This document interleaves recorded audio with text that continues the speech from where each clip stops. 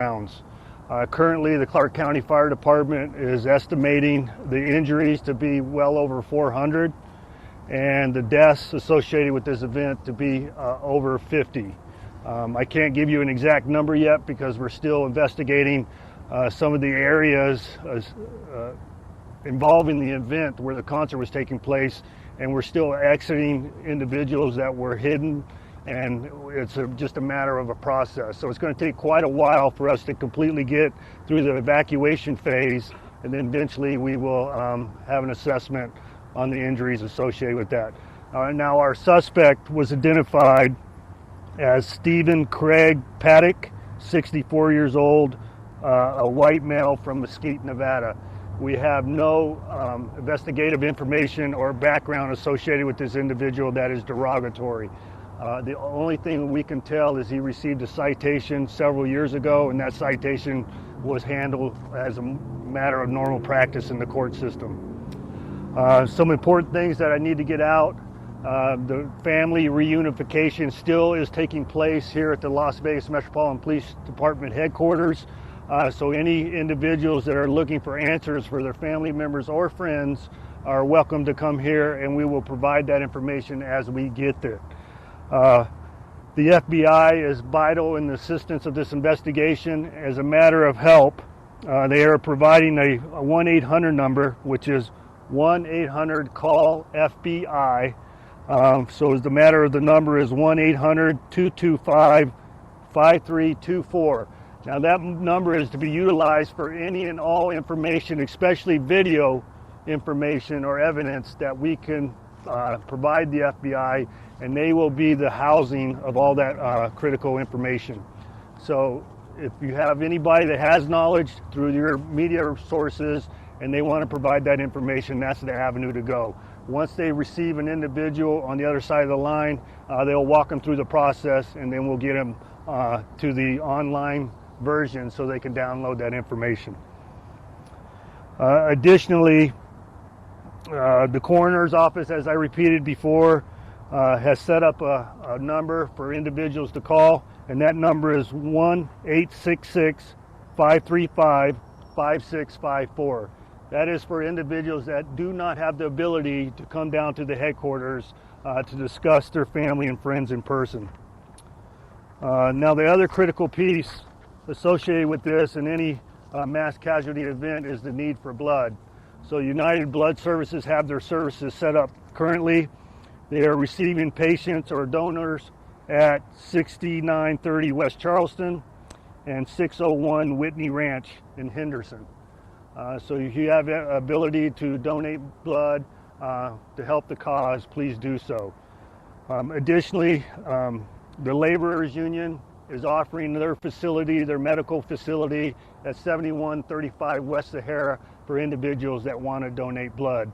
And as always, UMC has a pod set up for individuals to go to UMC to donate blood. And that will be the gist of the updates at this time. So I'm happy to answer any questions. Sheriff, can you talk about what the scene was like in that room when your officers walked inside? We believe the individual killed himself prior to our entry.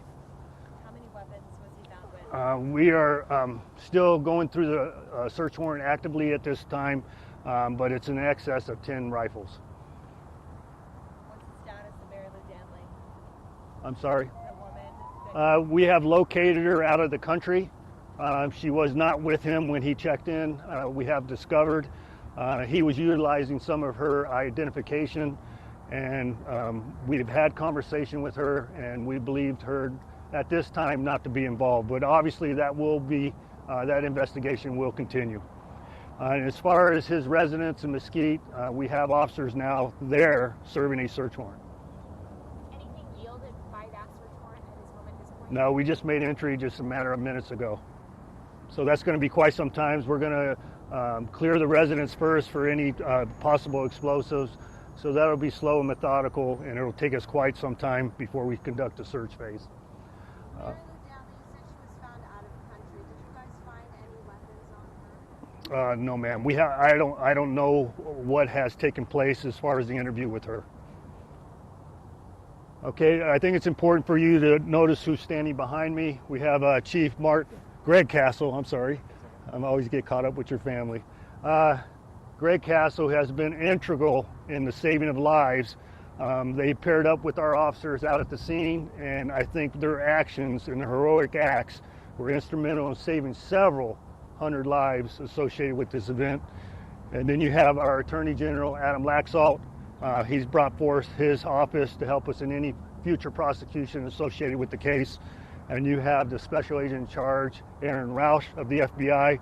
And as I mentioned, the FBI has been standing next to us from the very first minute, and they are providing all the resources available to the federal government to help us in this endeavor. And then you have the Clark County Commission Chairman, Steve Sisolak. He has been instrumental in getting us resources to the first responders as far as refreshments and food and support of the entire county commission. I have been on the phone the entire night with the mayor, Carolyn Goodman, and she responded to UMC to check on the patients, and she is in the process of visiting the other hospitals and showing the support of the city. And then obviously we have our Congressman Reuben Kuhn.